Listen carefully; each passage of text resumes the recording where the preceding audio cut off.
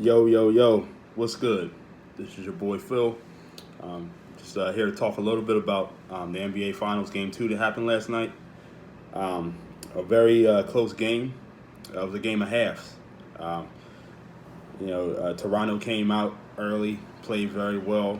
A lot of Van Fleet and guys like that, Kawhi Leonard, also played extremely well in the first half. But it seemed like they couldn't really find that switch or stretch the lead, and Golden State kept sticking around. They had a lot of silly fouls, little touch fouls here and there that kept Golden State in the game, and they were able to stay at the line by hitting their free throws. They kept the lead to 5 as well as Toronto was playing. They outplayed them in every facet of the game, but Golden State was only down 5 at halftime. And for those of us that watch basketball and know about the Warriors, is the fact that they're very good. Steve Kerr's coaching staff and the players communicate very well when they see weaknesses and things of that nature in the defense or offense, and they make adjustments better than any team in the NBA. That's why they're the champs 3 out of the last 4 years, because of that. They're great at making adjustments. Draymond Green, he's a pain in the ass. He's an irritating type guy, but he's a hell of a player, and he's one of the smartest players in the game. And him and Steve Kerr and all the other veterans on that team, they put their heads together every halftime. They come out and attack in a different way and to catch a lot of teams off guard. Now, Toronto, knowing this, wasn't able to make any adjustments and came out basically sleepwalking in the first 6 minutes of the half, and Golden State went on an 18-0 run and stretched the lead out to, I believe it was 14 in the third quarter. With about 3 or 4 minutes left in the third quarter, Toronto woke back up and actually got themselves back to within striking distance, and the game went back and forth for the rest of the third quarter into the beginning of the fourth quarter. And then Klay Thompson seemed to have pulled a hamstring. He was out of the game, and at that point, that was Toronto's chance to really get back into the game, because I believe they were down at 10 at that point with about 7 minutes left. And they had a chance to really get back into the game, but they never did. And they played really solid lights out defense for about 5 minutes in the fourth quarter. They were playing like a box and one, and what that is a single player guards your longest defender, which in that case I believe was Pascal Siakam, guards Steph Curry to give him difficulty shooting over him, because obviously we know Steph Curry is a great shooter. And then you play zone with the rest of the team, which forces Curry to give the ball up to one of the lesser shooters, and you play the percentages. And for 5 minutes of the fourth quarter, it worked. They held them without a basket for 5 minutes. Unfortunately, in that 5 minutes, Toronto couldn't do a damn thing offensively.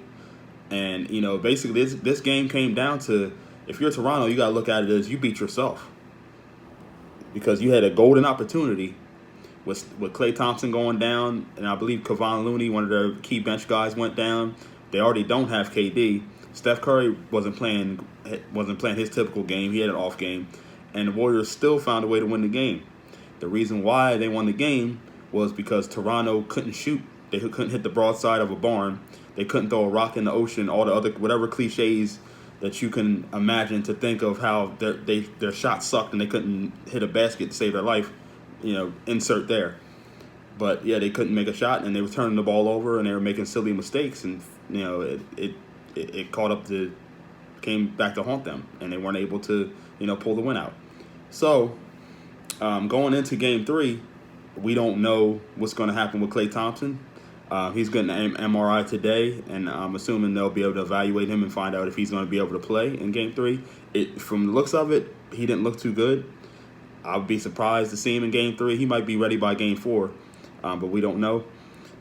Kevin Durant, he's still very ginger and limping around. I don't see he's definitely not playing Game 3, and maybe Game 4.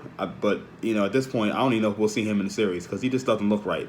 I think Golden State's just saying things for gamesmanship, trying to make Toronto have a second thought in their head that, hey, maybe KD's coming back. But in my opinion, I don't think he's coming back, because from the looks of it, he just doesn't look right. He's barely walking full speed. So I don't know if how's he gonna be able to run and play basketball if he can't walk full speed. So It's going to be very interesting to see. If you're Toronto, you let one slip away yesterday. You lost that game. Golden State didn't win that game. You lost that game. So now they have to go back to the drawing board. Van Fleet played solid. Wasn't hitting the shots at as an efficient clip as he did in Game 1, but he played solid. Siakam, where was he? 32 points in Game 1. Thought he finally turned the corner, and then Game 2 he disappears. Draymond Green's a great defender, but I don't know if he's that great of a defender where you disappear in the middle of a game when you had 32 points a game before. You couldn't figure it out. And, they had lots of open shots, and they're going to have to figure out how to hit those open shots. In the NBA, open shots hard to come by. You're not going to hit every single shot, but you got to hit more than you miss in the NBA to be successful. It's a simple game, make or miss. The teams that make, win. The teams that miss, lose. It's a very simple game. People try to add all these, analytics and things to complicate it, but basketball is one of the more simple games. It's 2 or 3 plays, pick and roll, give and go. The same 2 plays. Nobody can stop them. They've been around since the beginning of time, and that's basketball. Simple as that. You just got guys that make shots, and you got guys that miss. Last night, Toronto missed. So that's pretty much all the thoughts I have on Game 2. Game 3 on Wednesday should be very interesting. We'll see what happens there. After that game, I'll come back with another video and break that down, and we'll talk a little bit about that. As always, feel free to subscribe, the red button down below, or feel free to like it as well. You can follow me on Twitter at PhilGrayson6. You can follow me on Instagram at PhilFanatic_Phil. Until next time, I'll see you when I see you. Peace.